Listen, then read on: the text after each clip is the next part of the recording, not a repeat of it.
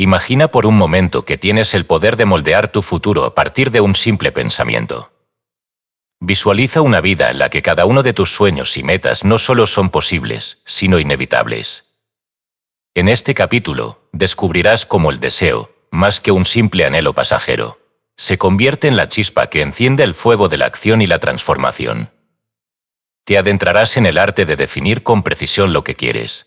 Aprenderás a construir un plan sólido para lograrlo y, sobre todo, descubrirás cómo mantener ese deseo vivo incluso frente a los desafíos.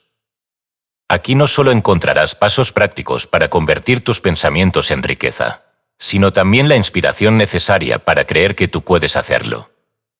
Prepárate para conocer los secretos de las mentes más exitosas del mundo y comprender cómo un deseo claro y ardiente puede ser la clave para desbloquear un futuro lleno de abundancia. Este capítulo es más que información, es un manual para activar tu potencial ilimitado. ¿Estás listo para dar el primer paso hacia tu propia grandeza? El capítulo enfatiza la importancia de transformar un deseo en un propósito claro y definido. Hill establece 6 pasos prácticos para cristalizar ese deseo en un plan de acción.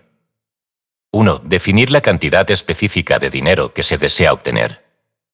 2. Restablecer lo que se está dispuesto a dar a cambio para lograrlo. 3. Determinar una fecha límite para alcanzar el objetivo. 4. Crear un plan detallado para alcanzar la meta y comenzar a ejecutarlo de inmediato. 5. Escribir una declaración clara que incluya los pasos anteriores. 6. Leer esa declaración en voz alta 2 veces al día, visualizándose ya en posesión del dinero deseado. Hill ilustra estos principios con ejemplos de personas que lograron grandes éxitos al aplicar un deseo ardiente y persistente como base de sus logros. El capítulo refuerza que el deseo, cuando está respaldado por la fe y la acción constante, se convierte en una fuerza poderosa que puede superar cualquier obstáculo. Es un recordatorio de que el deseo no es solo querer algo, sino estar comprometido a actuar y perseverar hasta convertirlo en realidad. Cómo transformar tu deseo en riqueza tangible. Napoleón Hill. El punto inicial de todo logro. El primer paso hacia la riqueza. Cuando Edwin C. Barnes se bajó del tren de carga en Orange, New Jersey, hace más de 50 años, quizás pareciese un vagabundo, pero sus pensamientos eran las de un rey. Mientras se dirigía desde los rieles del ferrocarril hacia la oficina de Thomas A. Edison, su cerebro trabajaba sin parar. Se veía a sí mismo de pie en presencia de Edison. Se oía pidiéndole a Edison la oportunidad de llevar a cabo la única obsesión imperiosa de su vida, el deseo ardiente de llegar a ser socio de negocios del gran inventor. El deseo de Barnes no era una esperanza. No era un simple anhelo. Era un deseo vehemente, palpitante, que lo trascendía todo. Era definitivo. El deseo no era nuevo cuando él se acercó a Edison. Había sido el deseo dominante de Barnes durante mucho tiempo. Al principio, cuando el deseo apareció por primera vez en su mente, pudo haber sido, probablemente, solo un deseo, pero no fue un mero deseo cuando apareció ante Edison con eso en mente. Algunos años después, Edwin C. Barnes volvió a pararse frente a Edison, en la misma oficina en que se había encontrado por primera vez con el inventor. En esta ocasión, su deseo se había convertido en realidad. Era socio de Edison. Sueño dominante de su vida se había hecho realidad. La gente que conocía a Barnes lo envidiaba, por la oportunidad que le produjo la vida. Barnes tuvo éxito porque eligió un objetivo definitivo y puso toda su energía, toda su fuerza de voluntad, todos sus esfuerzos, todo, en pos de ese objetivo. Él no se convirtió en socio de Edison el día después de su llegada. Estuvo contento de comenzar en el trabajo más insignificante, siempre y cuando le proporcionara la oportunidad de dar un paso más hacia su preciado objetivo. Pasaron 5 años antes de que apareciera la oportunidad que había estado buscando. Durante todos esos años ni un rayo de esperanza, ni una promesa de logro de su deseo le había sido entregada. Para todos, excepto para él, solo parecía una parte más del engranaje de los negocios de Edison. Pero en su interior, él fue el socio de Edison cada minuto del tiempo. desde el primer día en que empezó a trabajar allí. Es una ejemplificación notable del poder de un deseo definitivo. Barnes consiguió su objetivo porque deseaba ser socio de Edison más que ninguna otra cosa. Creó un plan con el que alcanzó su propósito, pero quemó todos los puentes tras de él. Se mantuvo firme en su deseo hasta que éste se convirtió en la dominante obsesión de su vida y, finalmente, en un hecho. Cuando viajó a Orange, no se dijo a sí mismo: trataré de convencer a Edison de que me dé algún tipo de trabajo, sino: voy a ver a Edison para explicarle que he venido a hacer negocios con él. Él no dijo: voy a trabajar allí durante unos meses, y si no me animo, voy a renunciar y conseguir un trabajo en otro lugar. Él dijo: voy a empezar en cualquier lugar. Haré cualquier cosa que Edison me diga, pero antes de que me canse, seré su socio. No dijo: estaré alerta ante cualquier otra oportunidad, en caso de que no consiga lo que quiero en la organización de Edison, sino: no hay más que una cosa en este mundo que estoy decidido a conseguir, y es asociarme con Edison en sus negocios. Quemaré todos los puentes tras de mí, y apostaré mi futuro entero a mi capacidad para conseguir lo que quiero. No se permitió en ningún momento retroceder. Tenía que triunfar o morir. Esa es toda la historia del éxito de Barnes. Hace mucho tiempo, un gran guerrero afrontó una situación que requería de él una decisión que garantizara su éxito en el campo de batalla. Estaba a punto de enviar sus tropas contra un enemigo poderoso, cuyos hombres superaban a los suyos en número. Embarcó a sus soldados, navegó hacia el país enemigo, desembarcó soldados y equipos, y dio la orden de quemar las embarcaciones que los habían llevado hasta allí. Al dirigirse a sus hombres antes de la primera batalla, dijo: «Ven cómo los barcos se convierten en humo, eso significa que no podremos dejar estas playas vivos a menos que ganemos. Ahora no tenemos opción, venceremos o moriremos». Vencieron. Cada persona que vence en cualquier empresa debe estar dispuesta a quemar sus naves y eliminar todas las posibilidades de dar marcha atrás. Solo así puede tener la seguridad de mantener ese estado mental conocido como deseo ardiente de ganar, esencial para el éxito.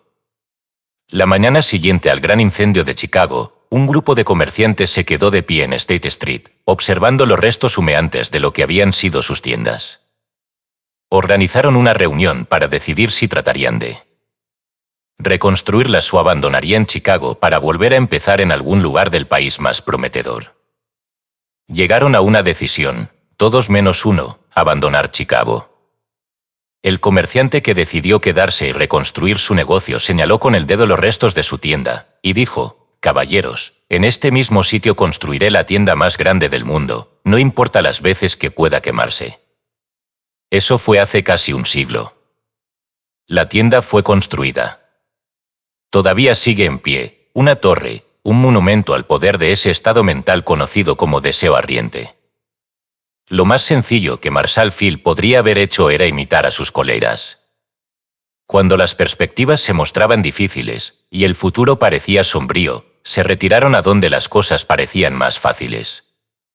Vea bien esta diferencia entre Marshall Field y los otros comerciantes, porque es la misma diferencia lo que distingue a Edwin C. Barnes de miles de otros jóvenes que han trabajado en la organización Edison.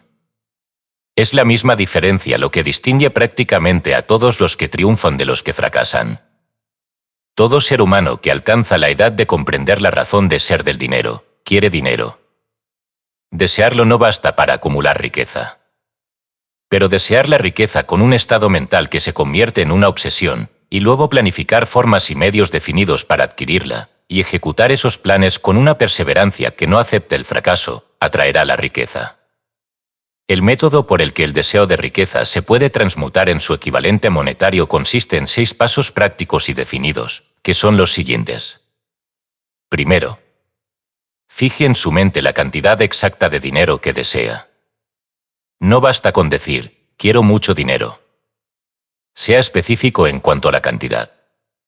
Hay una razón psicológica para esta precisión, que describiremos en un capítulo próximo. Segundo, determine con exactitud lo que se propone dar a cambio del dinero que desea. No se recibe algo por nada. Tercero, establezca un plazo determinado en el que se propone poseer el dinero que desea. Cuarto, Cree un plan preciso para llevar a cabo su deseo y empiece de inmediato, sin que importe si se haya preparado o no, a poner el plan en acción. Quinto, escriba una declaración clara y concisa de la cantidad de dinero que se propone adquirir, apunte el tiempo límite para esta adquisición, aclare lo que se propone dar a cambio del dinero y describa con exactitud el plan mediante el que se propone acumularlo. Sexto, lea su declaración en voz alta, 2 veces al día, una vez antes de acostarse y otra al levantarse. Mientras lee, vea, se sienta y piense que ya tiene posesión del dinero. Es importante que siga las instrucciones descritas en estos 6 pasos. En especial observe y siga las instrucciones del 6º paso. Tal vez se queje de que le resulta imposible verse en posesión del dinero antes de tenerlo realmente. Aquí es donde el deseo ardiente acudirá en su ayuda. Si usted realmente desea el dinero con tanta vehemencia que su deseo se ha convertido en una obsesión, no tendrá dificultad en convencerse de que lo adquirirá. El caso es desear el dinero y llegar a estar tan determinado a poseerlo que se convenza a sí mismo de que lo tendrá. Solo aquellos que se vuelven consciente del dinero acumulan grandes riquezas. Conciencia del dinero significa que la mente se ha vuelto tan completamente saturado con el deseo de dinero, que uno puede ver uno mismo ya en posesión de él. Para el no iniciado, que no se ha educado en los principios fundamentales de la mente humana, quizás estas instrucciones parezcan poco prácticas.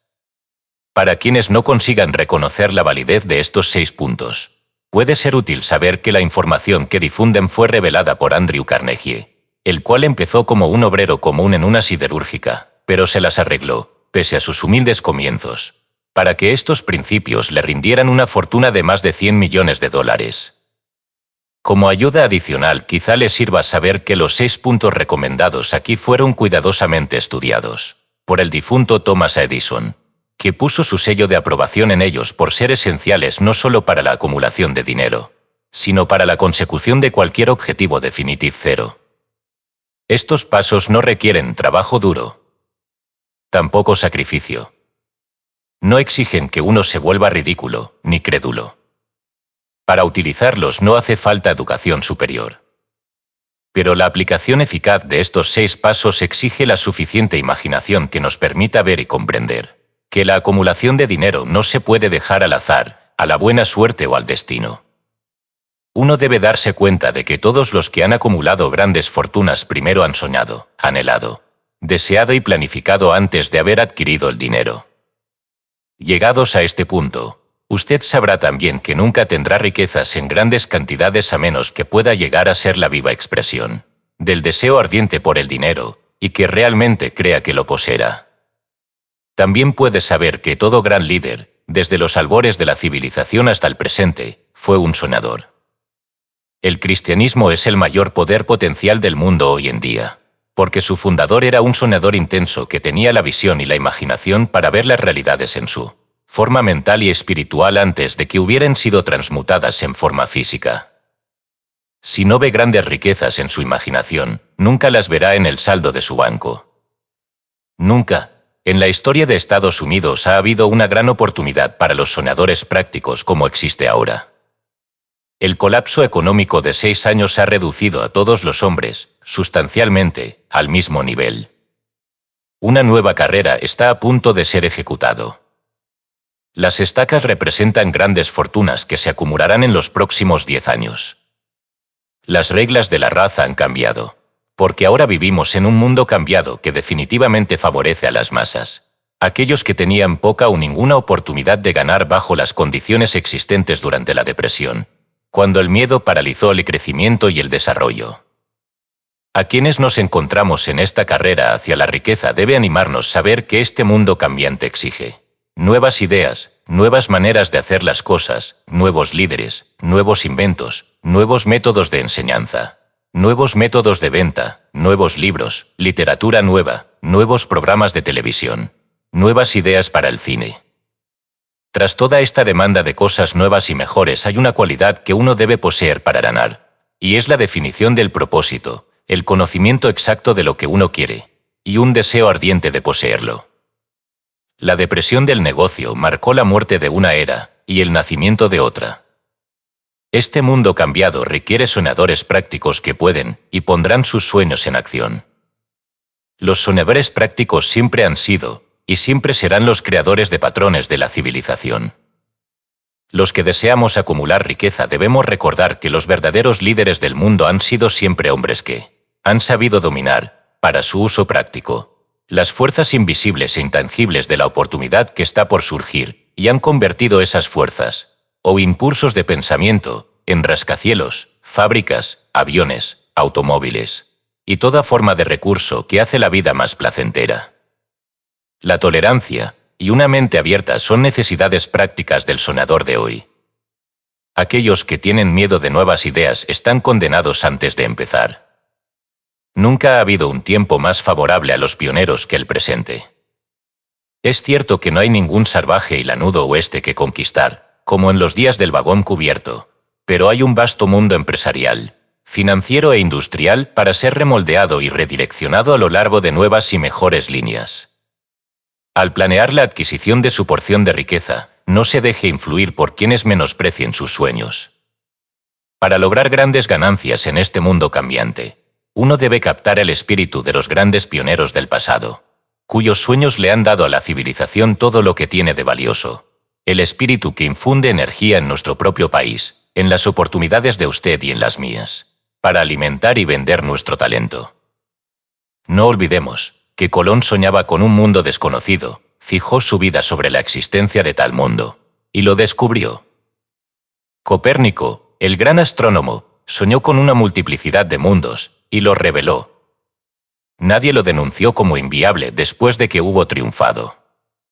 En cambio, el mundo adoraba en su santuario, lo que demuestra una vez más que el éxito no requiere disculpas, el fracaso no permite excusas. Si lo que usted quiere hacer está bien, y usted cree en ello, adelante, hágalo. Lleve a cabo sus sueños, y no haga caso de lo que los demás pueden decir si usted se topa en algún momento con dificultades, ya que tal vez los demás no sepan que cada fracaso lleva consigo la semilla de un éxito equivalente. Henry Ford, pobre y sin educación, soñó con un carruaje sin caballos. Se fue a trabajar con las herramientas que poseía, no esperando la oportunidad que lo favoreciera. Y ahora la evidencia de su sueño rodea toda la tierra. Ha puesto más ruedas en funcionamiento que cualquier hombre que haya vivido, porque no tenía miedo de hacer respaldar sus sueños. Thomas Edison soñaba con una lámpara que funcionara con electricidad, empezó a poner su sueño en acción, y pese a sus más de 10.000 fracasos, mantuvo su sueño hasta que lo convirtió en una realidad física. Los soñadores prácticos no se rinden. Whelan, que soñaba con una cadena de tiendas de cigarros, transformó su sueño en acción. Y ahora las United Cigar Stores ocupan algunas de las mejores esquinas de las ciudades estadounidenses. Lincoln soñaba con la libertad para los esclavos negros, puso su sueño en acción. Y casi muere sin ver un norte y sur unidos convirtiendo su sueño en realidad. Los hermanos Wright soñaron con una máquina que volara por el aire. Ahora podemos ver en todo el mundo que sus sueños se han cumplido. Marconi soñaba con un sistema para dominar las intangibles fuerzas del éter. Las pruebas de que no soñaba en vano podemos encontrarlas en cada aparato de radio y de televisión que hay en el mundo. Además, el sueño de Marconi era llevar la cabina más humilde y la casa señorial más majestuosa una al lado de la otra. Hizo que la gente de cada nación en la tierra fuera de la puerta de los vecinos. Le dio al presidente de los Estados Unidos un medio por el cual puede hablar con todos los ciudadanos de Estados Unidos de una sola vez y con poca antelación. Quizá le interese saber que los amigos de Marconi lo pusieron bajo custodia, y fue examinado en un hospital para psicópatas cuando anunció que había descubierto un principio mediante el cual podría enviar mensajes a través del aire, sin la ayuda de cables ni ningún otro medio físico de comunicación. A los soñadores de hoy en día les va mejor. El mundo se ha acostumbrado a nuevos descubrimientos. No, ha demostrado estar dispuesto a recompensar al soñador que le da al mundo una nueva idea. El mayor logro fue, al principio, y por un tiempo, solo un sueño. El roble duerme en la bellota. El pájaro espera en el huevo, y en la visión más elevada del alma, un ángel despierto se agita. Los sueños son las semillas de la realidad. Despierta, levántate y hazte valer, soñadores del mundo. Tu estrella está ahora en la ascendencia. La depresión mundial te brindó la oportunidad que estabas esperando. Enseñó a la gente humildad, tolerancia y apertura mental. El mundo está lleno de una abundancia de oportunidades que los soñadores del pasado jamás conocieron. Un deseo ardiente de ser y de hacer es el punto inicial desde el que el soñador debe lanzarse. Los sueños no nacen de la indiferencia, pereza o falta de ambición. El mundo ya no se burla del soñador, ni lo llama impráctico. Si cree que sí, haga un viaje a Tennessee y sea testigo de lo que ha hecho un presidente soñador para aprovechar y utilizar el gran poder del agua de los Estados Unidos. Hace muchos años, semejante sueño hubiera parecido una locura. Usted ha estado decepcionado, ha sufrido una derrota durante la depresión, ha sentido el gran corazón dentro de usted aplastado hasta sangrar. Tome coraje, porque estas experiencias han templado el metal espiritual del que usted está hecho. Son bienes de un valor incomparable. Recuerde que todos los que consiguen triunfar tienen un mal comienzo y pasan por muchas dificultades antes de llegar. El cambio en la vida de la gente de éxito suele surgir en el momento de alguna crisis, a través de la cual les es presentado su otro yo. John Bunyan escribió El progreso del peregrino, que se cuenta entre lo mejor de la literatura inglesa. Después de haber estado confinado en prisión y haber sido duramente castigado a causa de sus ideas sobre la religión, Edison, el mayor inventor y científico del mundo, era un operador telegráfico vagabundo. Falló innumerables veces antes de que lo llevaran, finalmente, al descubrimiento del genio que dormía dentro de su cerebro. Henry descubrió el genio que dormía dentro de su cerebro, después de haber tenido una gran desgracia, y fue confinado en una celda de la prisión, en Columbus, Ohio. Siendo forzado, por la desgracia, a conocer a su otro yo y a usar su imaginación, descubrió que era un gran autor en lugar de un miserable criminal y marginado. Las formas de vida son extrañas y variadas, y las formas de vida de la inteligencia infinita son aún más extrañas, a través de las cuales los hombres a veces se ven obligados a sufrir todo tipo de castigo antes de descubrir su propio cerebro y su propia capacidad para crear ideas útiles a través de la imaginación. Edison, el mayor inventor y científico del mundo, era un operador telegráfico vagabundo. Falló innumerables veces antes de que lo llevaran, finalmente, al descubrimiento del genio que dormía dentro de su cerebro. Charles Dickens empezó operando etiquetas en latas de betún. La tragedia de su primer amor penetró las profundidades de su alma para convertirlo en uno de los más grandiosos autores del mundo.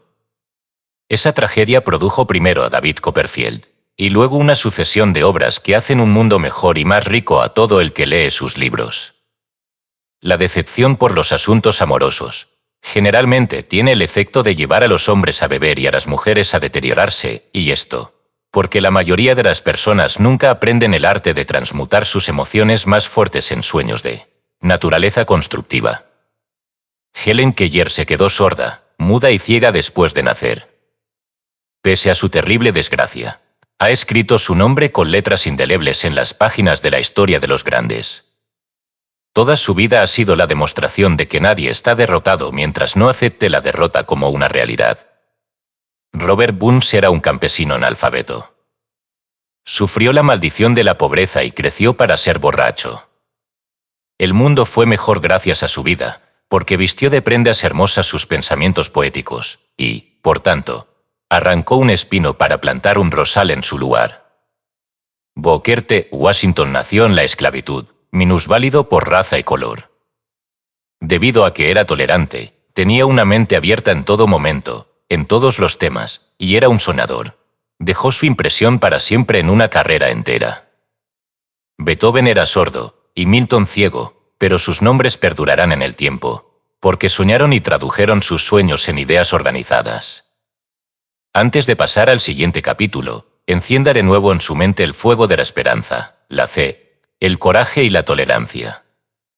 Si usted tiene estos estados de ánimo, y un conocimiento de trabajo de los principios descritos, todo lo que necesita vendrá a usted, cuando esté listo para ello.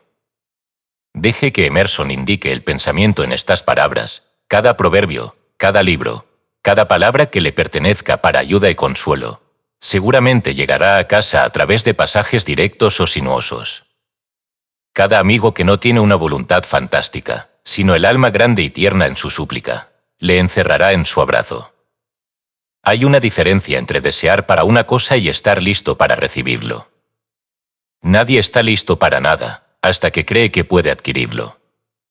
El estado de ánimo debe ser la creencia, no la mera esperanza o deseo. La mentalidad abierta es esencial para la creencia.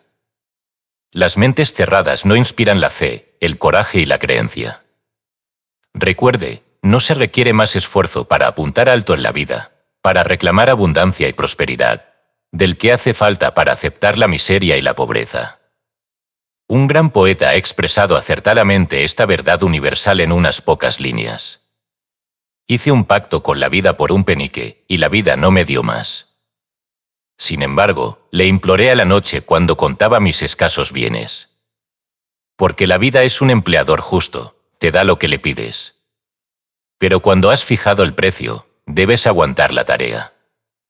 Trabajé por un salario insignificante, solo para descubrir, perplejo, que cualquier para que hubiera pedido la vida, me la hubiese parado de buena gana. El deseo es más listo que la madre naturaleza. Como culminación adecuada de este capítulo, quiero presentar a una de las personas más excepcionales que he conocido. Lo vi por primera vez hace 24 años después de que hubiera nacido. Vino a este mundo sin ningún rastro físico de oído, y el médico admitió, cuando le pedí su opinión sobre el caso, que el niño sería sordo y mudo toda la vida. Me opuse a la opinión del médico. Estaba en mi derecho. Yo era el padre del niño. Tomé una decisión y me formé una opinión, pero expresé esa opinión en silencio, en el fondo de mi corazón. Decidí que mi hijo escucharía y hablaría. La naturaleza podría enviarme un niño sin oídos, pero la naturaleza no podría inducirme a aceptar la realidad de la aflicción. En mi interior supe que mi hijo oiría y hablaría. ¿Cómo? Estaba seguro de que tenía que haber una manera, y sabía que la encontraría. Pensé en las palabras del inmortal Emerson, el curso de las cosas acontece para enseñarnos la fe. Solo necesitamos estar atentos. Hay indicadores, claves, para cada uno de nosotros, y si escuchamos con humildad, oiremos la palabra justa. ¿La palabra justa? Deseo.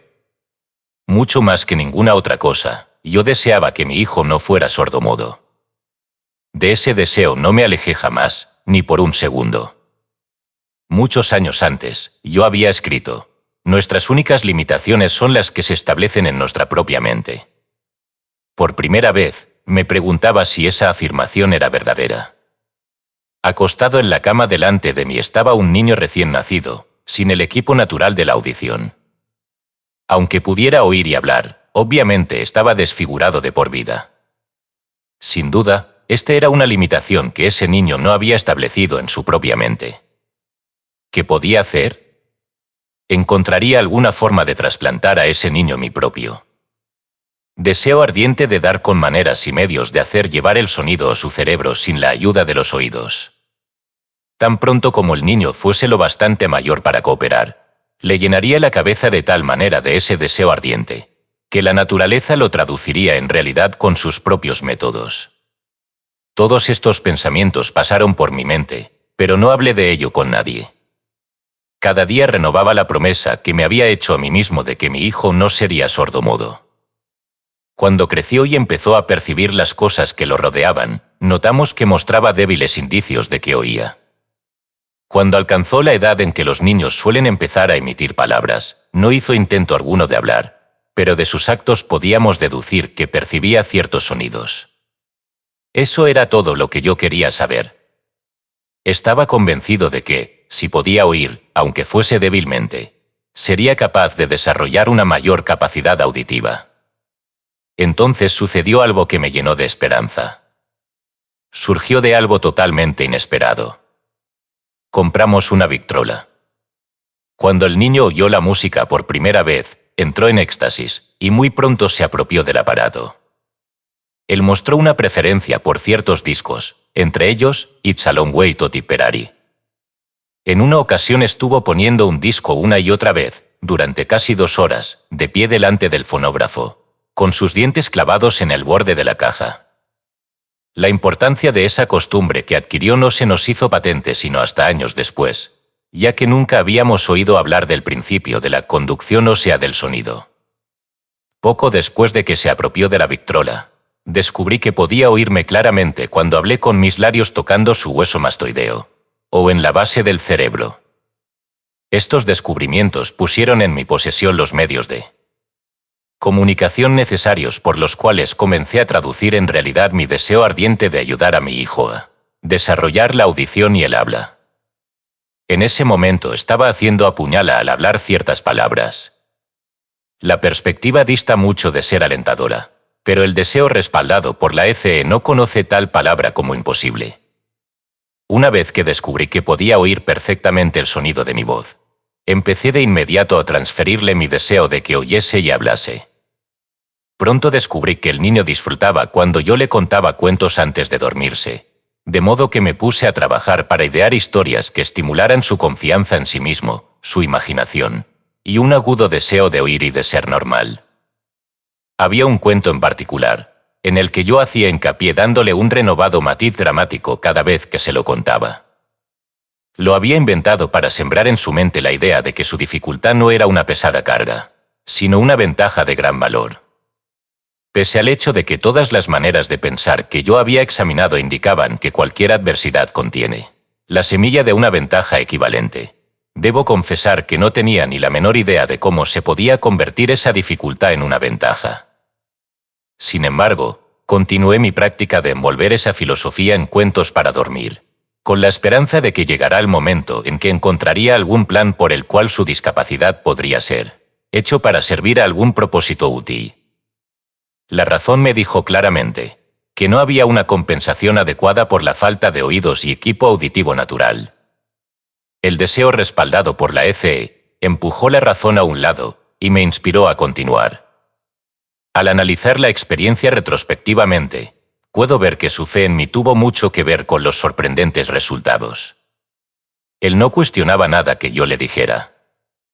Le vendí la idea de que tenía una ventaja distinta sobre su hermano mayor, y que esa ventaja se reflejaría de muchas maneras. Por ejemplo, los maestros en la escuela se darían cuenta de que no tenía oído, y por ese motivo le dedicarían una atención especial y lo tratarían con una amabilidad y una benevolencia extraordinarias. Siempre lo hicieron.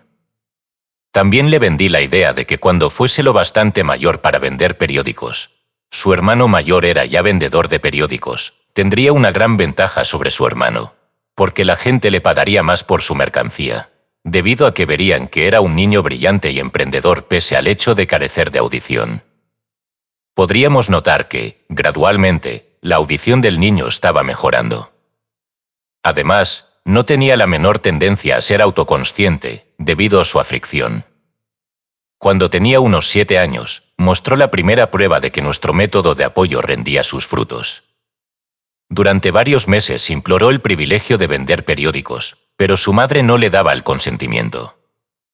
Tenía miedo de que su sordera hizo que no fuera seguro para él ir a la calle solo. Entonces se ocupó por su cuenta del asunto. Una tarde en que estaba en casa con los sirvientes, trepó por la ventana de la cocina, se deslizó hacia afuera y se arregló por su cuenta. Le pidió prestados 6 centavos al zapatero del vecindario, los invirtió en periódicos, los vendió, reinvirtió el capital y repitió la operación hasta el anochecer. Después de hacer el balance de sus negocios y de devolverle a su banquero los 6 centavos que le había prestado, se encontró un beneficio de 42 centavos. Cuando volvimos a casa aquella noche, lo encontramos durmiendo en su cama, apretando el dinero en un puño. Su madre le abrió la mano, cogió las monedas y se puso a llorar. Me sorprendió. Llorar por la primera victoria de su hijo me pareció fuera de lugar. Mi reacción fue la inversa. Reí de buena gana, porque supe que mi empresa de inculcar en la mente de mi hijo una actitud de fe en sí mismo había tenido éxito. Su madre veía a un niño sordo que, en su primera aventura comercial, se había escapado a la calle y había arriesgado su vida para ganar dinero. Yo veía a un hombrecito de negocios valiente, ambicioso y lleno de confianza en sí mismo, cuyo valor intrínseco se había incrementado en un 100% al haber ido a negociar por su cuenta y haber ganado. La transacción me agradó, porque había dado pruebas de una riqueza de recursos que lo acompañaría toda su vida. Los eventos posteriores demostraron que esto era cierto. Cuando su hermano mayor quería algo, se acostaba en el suelo, pateaba sus pies en el aire, lloraba por eso y lo conseguía. Cuando el niño sordo pequeño quería algo, él planeaba una manera de ganar el dinero, luego lo compraba para sí mismo. Él todavía sigue el plan. En verdad, mi propio hijo me ha enseñado que los discapacitados se pueden convertir en piedras de paso en las que uno puede escalar hacia algún objetivo digno, a menos que sean aceptados como obstáculos y utilizados como coartadas. El pequeño sordo asistió a la escuela, al instituto y a la universidad, sin que fuese capaz de oír a sus maestros, excepto cuando le gritaban fuerte, a corta distancia. No asistió a una escuela para sordos.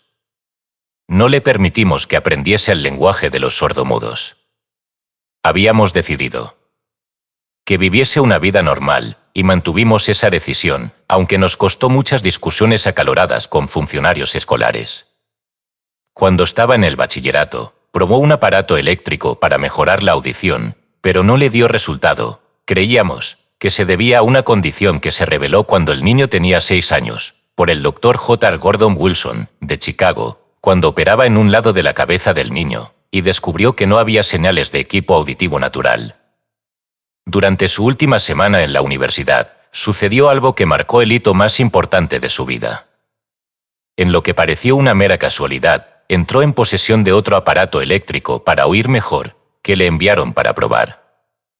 Estuvo indeciso en probar el aparato, debido a su desilusión con otro similar.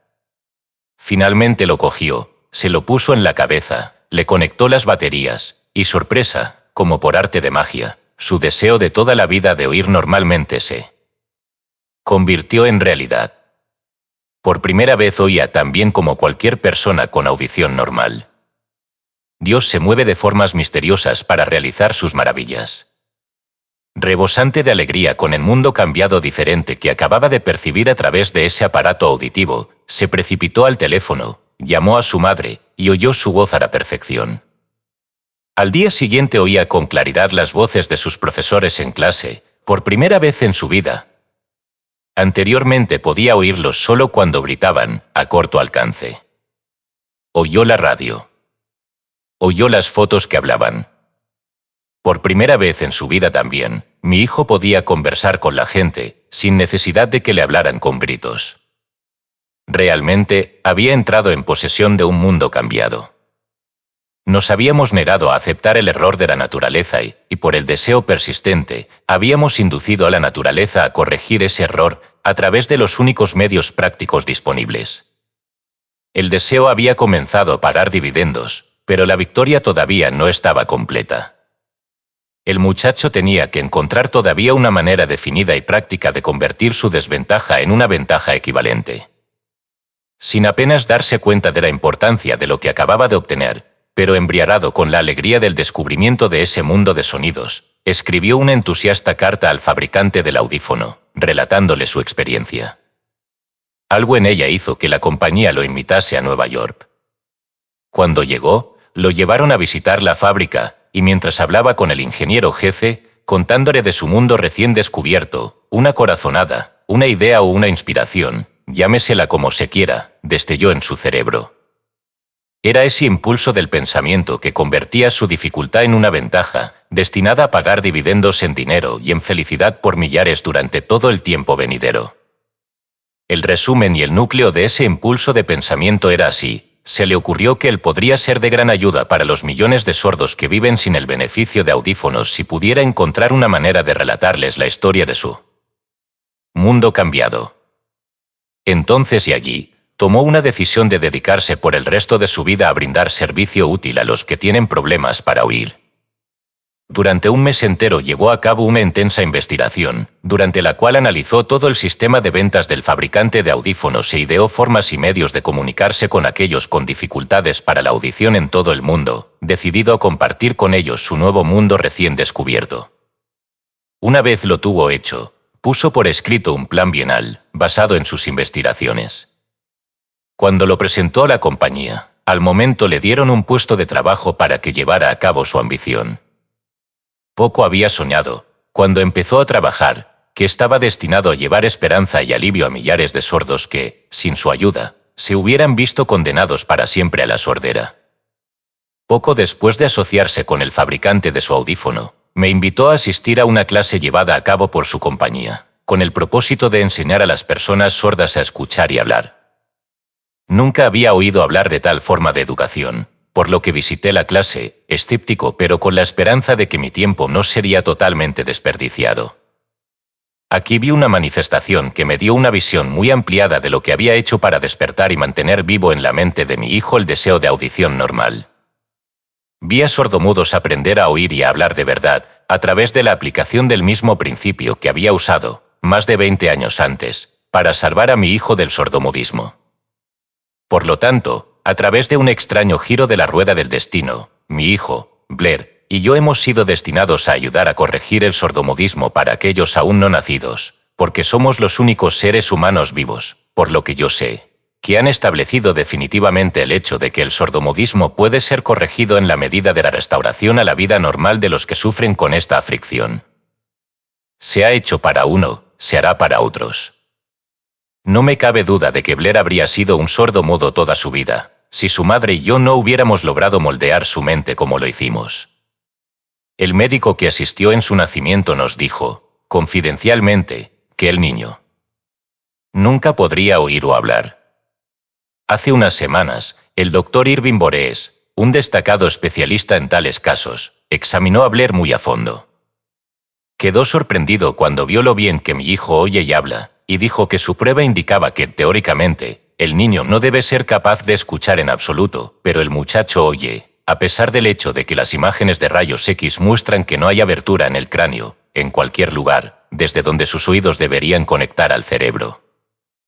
Cuando planté en su mente el deseo de oír y hablar, y vivir como una persona normal, allí fue con ese impulso alguna extraña influencia que causó que la naturaleza se convirtiera en puente constructor, y abarcara el abismo del silencio entre su cerebro y el mundo exterior, por algún medio que los especialistas médicos más ávidos no habían sido capaces de interpretar. Sería un sacrilegio incluso para mí conjeturar en cuanto a cómo la naturaleza realizó este milagro. Sería imperdonable si descuidaba decirle al mundo todo lo que sé de la parte humilde que asumí en la extraña experiencia. Es mi deber, y un privilegio decir que creo, y no sin razón, que nada es imposible para la persona que respalda al deseo con fe duradera. En verdad, el deseo ardiente tiene maneras tortuosas de transmutarse en su equivalente físico. Blair deseaba una audición normal, ahora la tiene. Nació con una discapacidad que fácilmente hubiera desviado a alguien, con un deseo menos definido, a la calle, con un puñado de lápices en una mano y una lata vacía en la otra.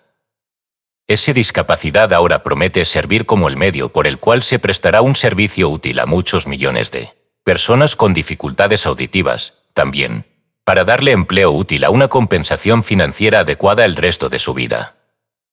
La pequeña mentira piadosa que sembré en su mente cuando él era un niño, llevándolo a creer que su defecto se convertiría en una gran ventaja que podría capitalizar, se justificó sola. Ciertamente, no hay nada, correcto o equivocado, que la confianza, sumada a un deseo ardiente, no pueda hacer. Estas cualidades están al alcance de todos. En toda mi experiencia tratando con hombres y mujeres que tenían problemas personales, nunca manejé un solo caso que demostrara más el poder del deseo. Los autores a veces cometen el error de escribir sobre temas de los cuales tienen un conocimiento superficial, o muy elemental. Ha sido mi buena fortuna haber tenido el privilegio de probar la solidez del poder del deseo, a través de la aflicción de mi propio hijo. Tal vez fue providencial que la experiencia llegara como lo hizo, porque ciertamente nadie está mejor preparado que él, para servir como un ejemplo de lo que sucede cuando se pone a prueba el deseo. Si la madre naturaleza obedece a la voluntad del deseo, es lógico que meros hombres puedan vencer un deseo ardiente. Extraño e imponderable es el poder de la mente humana. No entendemos el método por el cual utiliza cada circunstancia, cada individuo, cada cosa física a su alcance, como un medio de transmutar el deseo en su contraparte física.